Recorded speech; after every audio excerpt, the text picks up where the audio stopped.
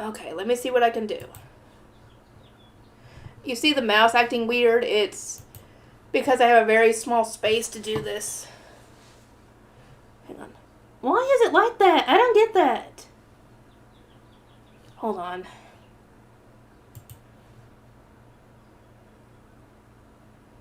It's probably because of how big it is, but still, goddamn.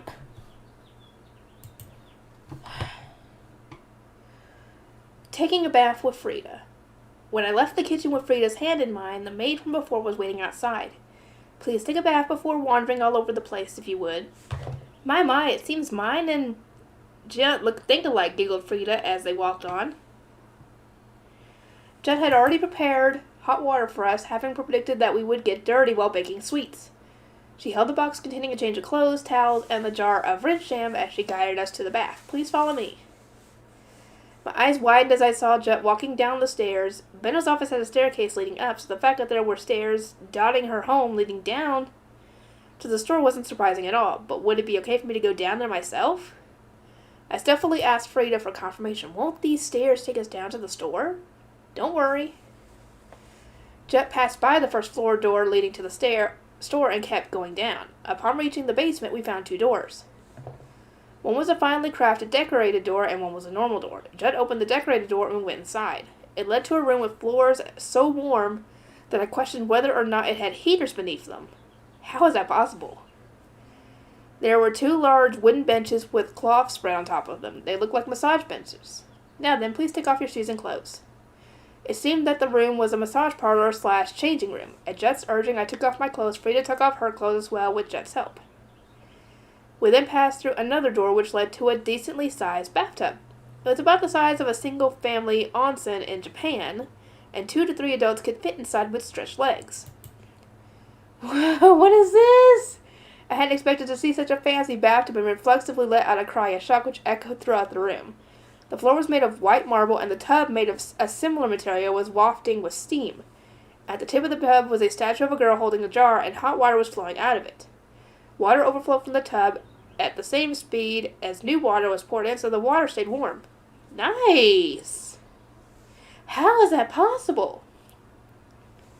The ceiling was tilted, and a window positioned at the top of the wall let sunlight inside. That light reflected off the white marble and gave the room a bright atmosphere. I froze in the doorway in shock, which made Frida laugh in amusement and passed by side to get into the tub. Surprised? My grandfather recreated the design of a bathing room he saw in a noble's villa. I do not normally use it, but as my baptism is tomorrow, he gave me special permission. There are actual bathtubs here? I had not entered a bathtub in over a year, and now one stood before me, and it was larger and more decorated than my own earth bathtub.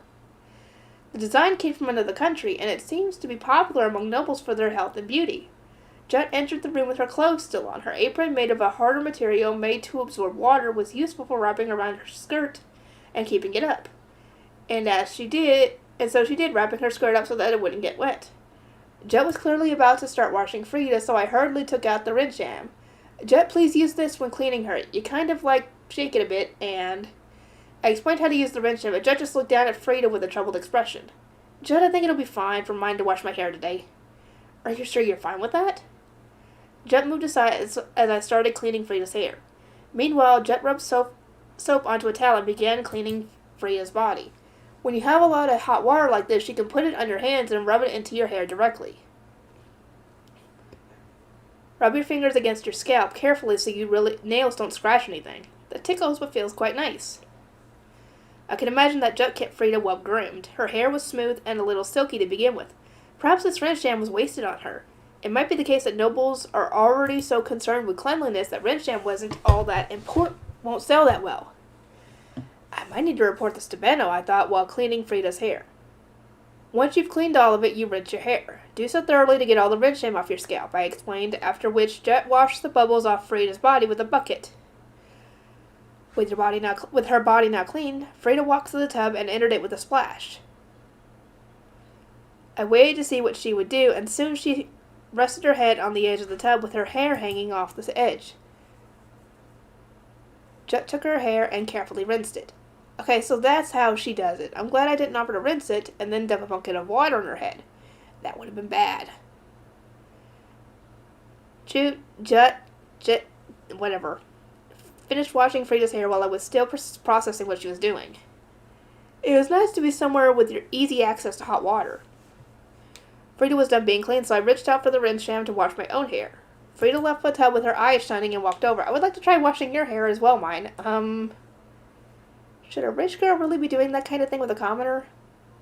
I glanced at Jet to see her reaction. She let out a quiet sigh and sat next to me, too. Very well, my lady, we can clean her together. I would like to get practice using this rinse sham as well. She says practice, but I bet she means that she wants to be there to guide Frida along before she makes any mistake. I owe you my life, Jet. Small and large fingers rubbed my head as they washed my hair together. It felt ticklish, but I couldn't let myself laugh. I held it all in. Your hair is so nice and straight, mine. It's kind of annoying since it's hard to wrap up with a string. That's why I use a hair stick. It's quite odd to see hair wrapped up in a stick now that you mention it. Well, it was my last resort. I just didn't have anything else I could do. Once my hair was fairly clean, Jet left the rest of Frida and started washing my body. I couldn't escape since Frida was still there, so I just sat still and let her clean me. And now you're clean, mine. Frida, sounding satisfied, let go of my hair after giving it all a good rub. Oh, before I could grab the bucket, Jet quickly picked it up. Now then, please enter the tub so I can rinse your hair. I can do that myself. You're a guest. Allow me. Beaten down by her unwavering smile, I got into the tub and rested my head on its edge just like Frida had done. My hair hung down and Jet delicately rinsed it for me. Her gentle hands in the warm water touched my scalp. I can imagine that Jet always helped Frida bathe. She was experienced and skilled so much that I nearly fell asleep. This is like a spa. Feels so good. Mine, how do you wash your hair without a bathing room? Asked Frida, snapping me back to reality. This isn't a spa. I can't fall asleep. I searched for where Frida's voice had come from and saw that she had gotten into the tub as well and scooted next to me with her head in a similar position. I looked at the steam drifting up in the deck to the decorated ceiling tiles and explained how I usually washed my hair.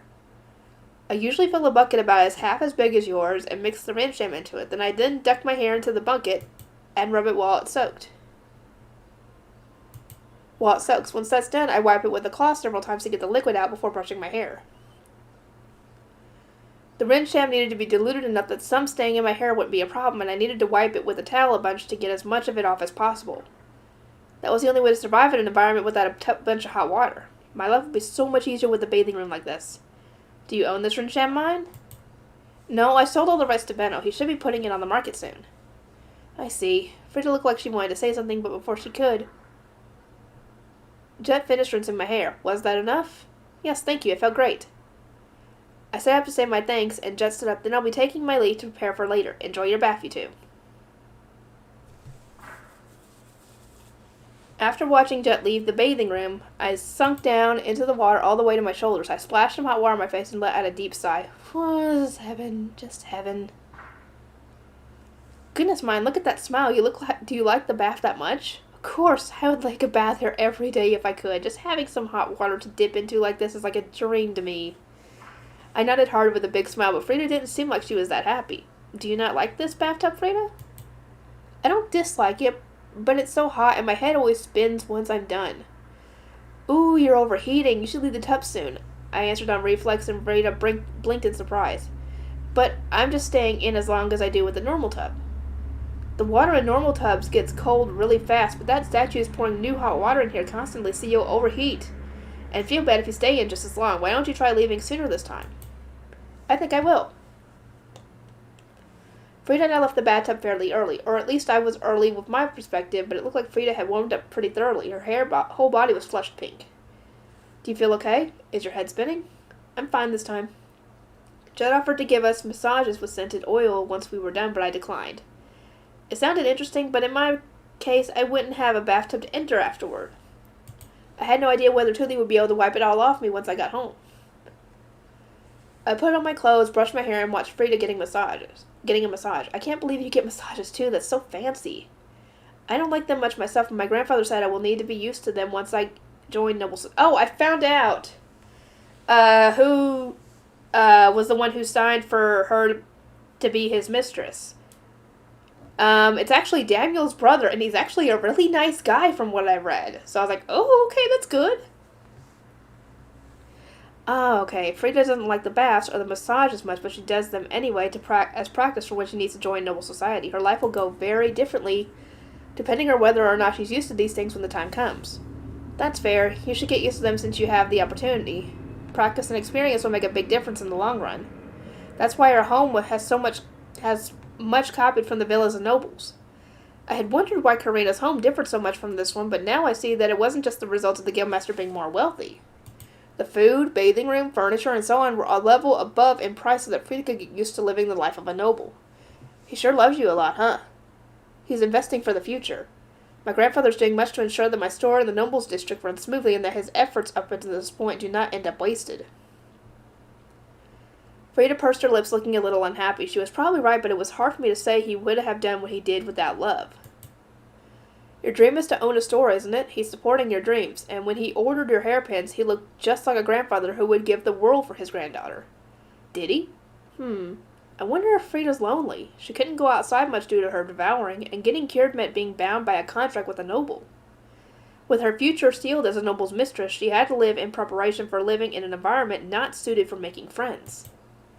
She needed the strength and calculating intellect to survive in noble society, and she needed to learn everything it took to run a store before reaching adulthood. There was no doubt that she spent each day immersed in studies. It wasn't in the cards for her to live for her own sake. Her life, future, and the expectations of her family were all no doubt putting immense pressure on her young shoulders, not to mention that despite the money they were spending on her, Frida's family was expecting a return on their investment in the future, so she couldn't exactly rely on them too much.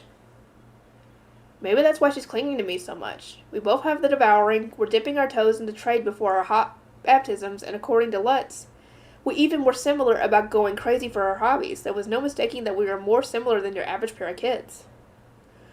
Perhaps all that is making her want me to become part of her life. Amazing mind, my hair's so silky now. I drifted off into thought until the massage finished and Frida, now with her clothes back on, ran a hand through her hair and let out a cry of excited surprise. Jet looked happy too as she brushed Frida's hair. Indeed, it turned out quite nicely. I'm glad you both liked it. I hope it was a good enough thank you present for the magic tool. Dear me, mine, you paid for that tool. Far be it from me to accept a present on top of that. I smiled at Frida's very merchant-like reply and shook my head. I thanked you because I wanted to. If the guildmaster hadn't gathered those magic tools for you, I wouldn't have been able to buy one with the money I had. With our leisurely bath over, we returned upstairs and smelled something nice in the kitchen. It seemed that Lace was giving the pound cake recipe around too. This is one recipe I don't want to forget, you see. I smiled at Lace's confident smile. Would love if that recipe caught on and cake became more commonplace so she had my support. Oh, Bennett was still going to get on to you about that. You really should have given him the rights to the cake. But, Considering what else she gives him, I think that'll be fine. Frida looked pretty excited to see a second pound cake. Since you're making a new one, can we eat the one we've already made? I'd like to enjoy some tea with mine. Sure, I'll take it right out. Lutz arrived just as we were preparing tea in the dining room. Hey, mine, sure smells nice in here. I laughed to myself, imagining that Lutz had come all this way after smelling the cake, but he narrowed his eyes and peered at me. Mine, you've been pushing yourself today. Don't go too far just 'cause your fever went down. Get in bed soon. You'll get sick from exhaustion. Huh? What? I'm feeling fine. I patted my face in confusion, and Lutz shook his head, brows furrowing. You're just so excited you don't notice. You're not doing great. My, but we just absorbed her devouring heat with the magic tool, and all we've done today is make sweets and take a bath. Frida listed what we had done today in my defense. All right, I see. You're a healthy person who got stuck with the devouring, but mine? She's sickly even without the devouring. She passes out so much it's hard for most people to tell whether she's passing out from the devouring or from exhaustion, said Lutz, sighing and rubbing his temples. Frida and I reflexively looked at each other. Is that true, mine? You're not sickly, Frida? It seemed that we both assumed so much about the other. Frida thought I would be fine if just my devouring was cured, and I thought that Frida was just as sickly as me, so doing what she did was to be fine for my health. I don't know what you mean by taking a bath, but I'm guessing since it's a new place, you've been trying to see and do everything. I haven't done that much. Under normal circumstances, I was always gripped by anxiety about my health, and it was true that I had been avoiding thinking about it by using Frida as an excuse. I can see in your face that you've done too much. Don't forget about how weak you are. 'Cause I mean, seriously, you can't get much weaker. Do you have to keep calling me weak like that? It's kinda mean. It's the truth, and think about it. Aren't you going home tomorrow? Do you know how much mad your family will be if you get another fever here? If I get sick in the Guildmaster's home after playing around too much, I'll be throwing dirt in the face of their kindness. Dad's excitement will get stomped on. Mom would yell at me for being such a burden on Frida's family, and Tuli would shake her head in disappointment, asking why I couldn't sit still for just one day. Oh no! I see your point. I cannot allow her to fall into ill health again under my care. Mine, please rest for the rest of today, okay? Said Frida with worry in her voice. I answered with a nod. Okay, thanks for warning me, Lutz. And Frida, sorry, but could you share some of the pound cake with Lutz? Yes, of course. Jet, please take mine to her room. Once I entered the guest room and got in bed, I immediately felt just how exhausted I was. My whole body felt heavy and way hotter than could be explained away by the bath. It was the first time I had ever cooked under intense pressure and taken a consistently warm bath in this body, so I hadn't understood my limits. I'm impressed Lutz noticed just like that. I should expect nothing less from him. By the time the soft blanket had warmed up from my body heat, I had already fallen into a deep sleep. Okay, here's Frida's baptism. Do we get to see that in the anime? Baptism. I woke up to quite a stir outside my room. A maid other than Jet was sitting in the chair by the door waiting for me to wake up. She was fairly young, probably not even 20 years old, and seemed friendly. I climbed up the bed and pulled aside the surprisingly heavy curtains to get out. She smiled as she saw me push through. Good morning, the maid greeted me. How are you feeling today? I'm not sick, but I don't feel great either. So, I'll be quiet today until my family comes to get me. She let out a quiet laugh. Dinner last night was quite something. Everyone was talking about the dessert you and Mistress Frida made. The entire family wishes to meet you now, mine. They are all quite determined to get you working here at our store. Oh, God. That's pretty bad. Did I narrowly escape a terrible fate thanks to sleeping early? Should I maybe not take a single step out of this room? Even this maid just added that my future would be safer if I joined their store. She's one of them. I can't trust anybody. Nobody's safe. It sounds like there's a lot going outside the door. I looked at the door to change the subject, and the maid's smile broadened. With breakfast over, the young lady's being prepared for her baptism. I will guide you to the kitchen when she's finished changing. To be honest, I was pretty hungry since I hadn't had dinner last night, and my stomach hurt just thinking about eating with Frida's presumably overbearing family around. I'd lost my appetite for just about anything. Could my food be brought to this room? I don't need much since I'm not feeling well, and eating around so many people would make me really nervous. I'd probably have trouble eating anything like that. That's fine. I'll be right back with it. After changing me into a pair of Frida's old clothes, the maid left the room. I crouched to the floor and cradled my head the second I was alone. This is bad. Who could have seen this coming? I knew that the Guildmaster and Frida had their eyes on me, sure, but what's this about their whole family being after me now? All because of some pound cake? They have a whole lot of sugar, so that must mean that they make tons of sweets. Or maybe, and I don't even want to consider this possible, maybe sugar is a new product that just entered the market, and sweets in general haven't been developed in the culinary world yet. That can't be what's happening here. No way! I mean, they made the nut thingies the other day, so I don't know. I heard the maid returning with food, so as I agonized over my knees. I immediately stood up and put on a poker face as she entered the room. Please enjoy your meal. They must have remembered what kind of food I liked, as breakfast was once again white bread with honey and jam on the side, plus sweet fruit juice.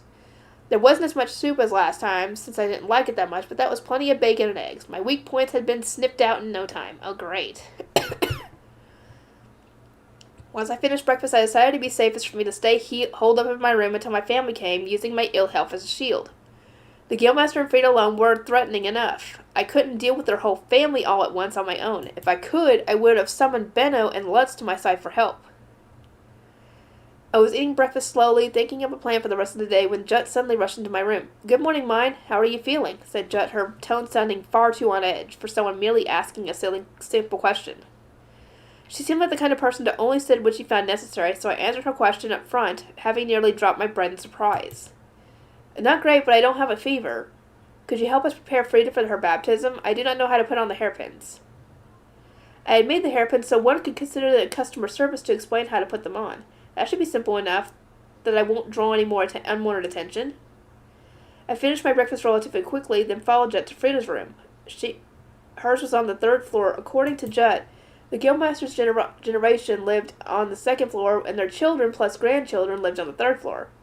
But the floors were connected by a central staircase, and they were all ate meals together, so it didn't feel particularly like living apart. Mrs. Frida, I have brought mine. Frida's room had a partition by the door. Going around the partition revealed a room similar to the guest room, with a canopied bed in the corner, only with what looked like a writing desk in the opposite end of the room. There was also a small table in the center of the room, with several chairs around it. The curtains and canopy were red and pink, fitting for a girl, but it was otherwise a simple room, lacking any dolls or toys.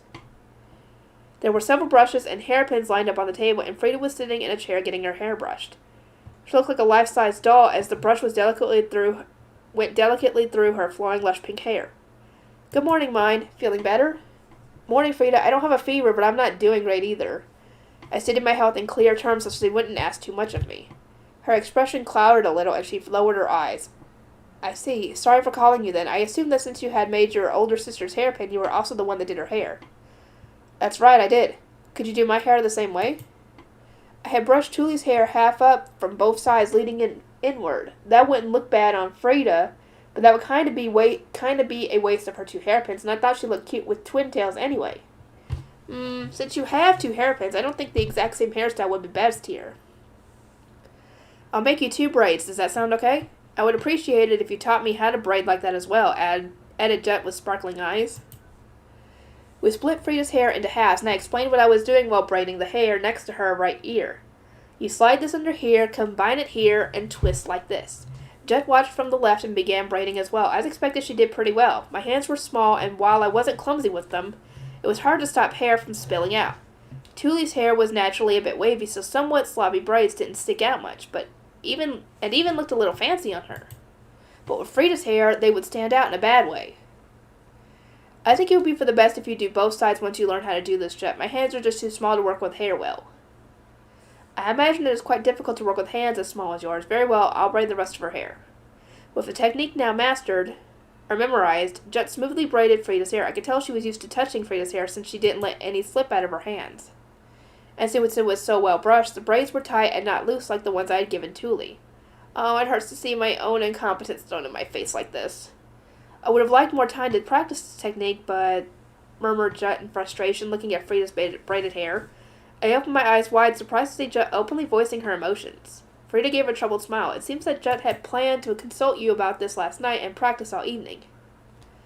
But I went to bed early. Sorry. I apologize for having once again burdened another with my weakness, but Jet just shook her head. You have nothing to apologize for. Your ill health is no fault of your own. I merely regret that had I asked earlier, I could have dressed the mistress up even more today. I see. Jet's hobby is dressing Frida up. She's cute like a life-size doll, after all. I understand. Even I put extra effort into her hairpins, so. Once she finished braiding above Frida's ears, Jet inserted the hairpins past the strings she wove into the braids. Since each hairpin had their dark red mini roses, you could see at least one from any angle. The white flowers went along with her light pink hair and emphasized the roses further. The green leaves here and there added a nice accent, too. Yep, these are even better than I expected. They're perfect for you, Frida. Look exceptionally cute, my lady. As the other maids who had been helping Frida get ready praised how she looked, Jet brought her today's outfit. Frida stood up and a maid pulled the chair back. She immediately held her arms out for the maids to put on her clothes, so I hurriedly fled the proximity. When Frida lifted one arm, an open sleeve was slid over it, and when she lifted the other arm, the other sleeve was likewise slid over it. Several maids at once fastened buttons, tightened strings, and dressed Frida up as she stood in place. I let out a sigh as I saw what looked like a princess changing scene for a movie happening before my eyes. This definitely takes years of practice to get right. If it were me, I'd lower my arms at the wrong time and hit someone beneath me. Mine, if you would be so kind, could you watch the baptism procession from this room's window? It just so happens that this window shows much of the outside to give you a better view. Hang on. My foot's falling asleep. The guest bedroom I was in had wavy glass, but Frida's room had straight glass suited for looking outside. It would be accurate to say that Frida's room was like VIP seating for watching the baptism procession enter the temple. You don't mind?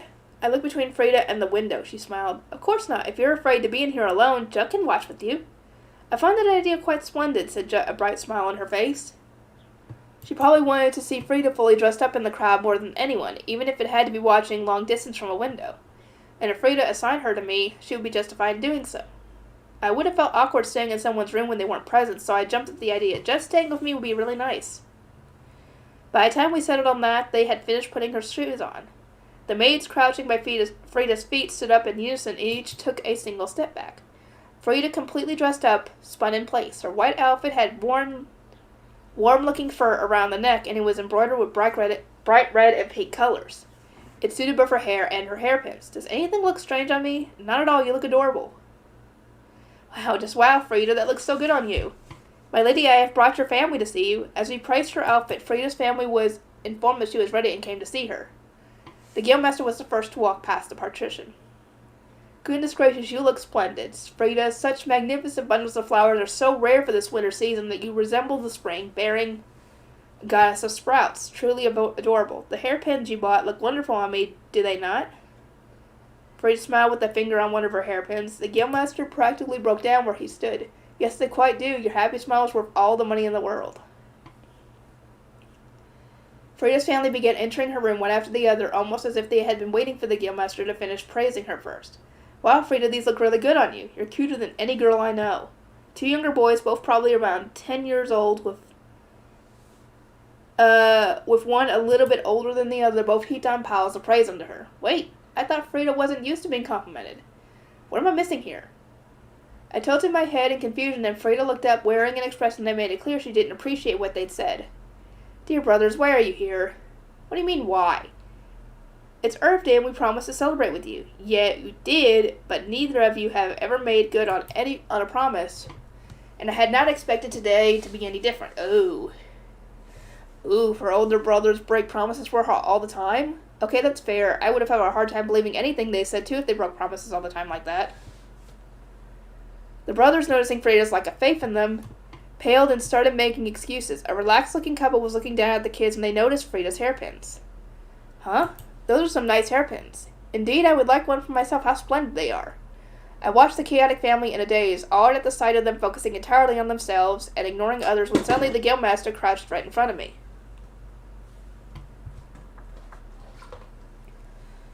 Oh, mine. Oh, crap. I forgot I was hiding in my room to avoid meeting these people. Ah! I let out a tiny squeak and took a step back, but the guildmaster nonetheless clasped his hands and began speaking with emotional tears forming in his eyes. You have done me a great favor. I thank you, mine. I have never seen Frida this happy, ever. Over anything I had ever given her. You are correct. A happy expression is infinitely more valuable than a surprised one. I'm just glad she likes it. Save me, Beto! I feel so bad for mine. It is rare for me to meet one who can understands these finer matters. I will consult you before giving Frida gifts from now on, in particular mine. I would like to ask you about... The guildmaster was pulled back with a grunt. For a second I was relieved to be free, but that relief lasted only a moment. Several over people rushed to take the guildmaster's place.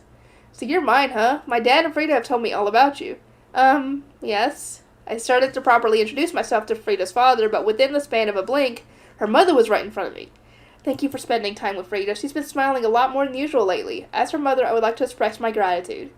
She's been a very good friend to me, so before I could even finish my sentence, the two brothers pushed their faces up close to mine. Please, at least give me enough time to respond. Also, your faces are too close. Too close. I was panicking so much I could barely speak, frozen in place and blinking rapidly, when out of nowhere, the brothers began patting my head without any hesitation. Wow, you're real. She said a lot about you, but I was sure you were just an imaginary friend. Didn't think I'd ever see the real thing. Yeah, 'cause this is the first time we've seen you and all, and you've been here for days, and your mouth's kind of flapping over it. What do you think? Expect, dude? Y'all are crowding her. Give her a breathing room. What do you mean, wow, I'm real? Am I some kind of rare monster with a low encounter rate? Brothers, it's about time for the ceremony to begin. Shall we go downstairs? Step back from mine, please. Right. You don't want to be late, do you? The sooner you leave, the better. I clung to Frida's helping hand and backed up as much as possible. One of the brothers grabbed my right arm and the other my left. Come with us, mine. Let's celebrate Frida's baptism together. You're our guest, so you can come with us, no problem. The more the merrier.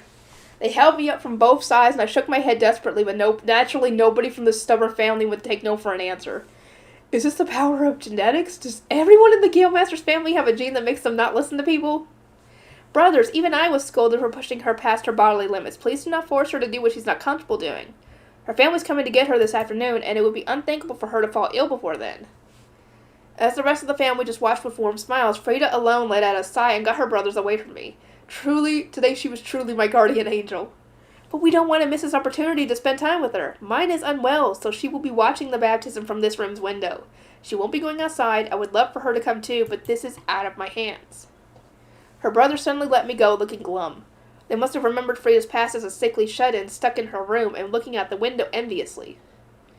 Now then, the bell is about to ring. You must go outside and show our fine mistress to the world, said Judd, after which the ensemble of family members swarmed around Frida and went outside all at once. I can only stand there and watch the tornado of chaos proceed. Thank God. It seemed that eating breakfast alone had been the right call. I would have been overwhelmed by their flurry of questioning and sent to bed unconscious in no time. Are you okay? They're not bad people, but they're a tad bit forceful.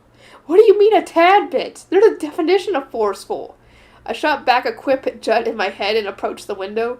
Despite the lit fireplace heating the room, the area around the windowsill was cold. I wrapped myself in a shawl Judd gave me and looked down through the window. It was very sunny, but the tiny flutters of snow sometime floating by and my breath clouding the window indicated how cold it really was outside. I could see Frida surrounded by her neighbors, standing out like a princess. Her family surrounded her, and she looked happier than I had ever seen her before. I could easily tell from above that few kids had on hairpins, which made the ones I sold Frida stand out all the more.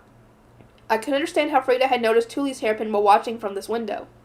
Tuli must have stood out a lot as well. She was so cute that I was sure she became the talk of the town afterwards, for a little bit at least. Despite today being Frida's baptism, all I could think about was Tuli's baptism. Thoughts of Mom smiling in her best outfit and Dad trying to avoid his meeting flashed through my mind. Suddenly, I really wanted to see my family. Mom, you look unwell. Is everything okay? Seeing Frida happy with her family made me miss my family. It's weird. I'm homesick even though I'm going home today. Hang on. Oh, God. Did you miss me, Mine? I've sure missed you. My family came to get me right after noon bell rang, as if they were waiting for her to say exactly. Dad's love was usually a bit overwhelming for me, but now it warmed my heart. Just a little. I missed you just a little. Frida's family invited us to have lunch with them, but my mother was firm about not wanting to burden them further, and I settled things by saying I wanted to eat my mother's cooking for the first time in what felt like weeks. We managed to leave and get home without them stopping us. I wanted to eat their food too, though, said Tuli, pouting with cheeks puffed out. I giggled, sorry, Tuli, but I wanted to eat Mom's food instead of their fancy stuff. Yeah, 'cause Eva's food is great. We returned home together with Dad, who was in a good mood carrying me on his shoulder. I'd only been gone from our poverty-stricken apartment for a few days, but it was home, and returning there filled me with relief from the bottom of my heart. Frida's home had expensive food, a lavish bathing room, fluffy beds, and basically everything you could ask for. Each of those things excited me, but at the same time, I was so anxious there that I just ended up exhausted. Life there was clean and convenient, but for some reason I just couldn't imagine living there. At some point, this place became home to me. My stay at Frida's had made me notice a surprising change within myself. Okay. I'm gonna end that here, and I'll see y'all next time.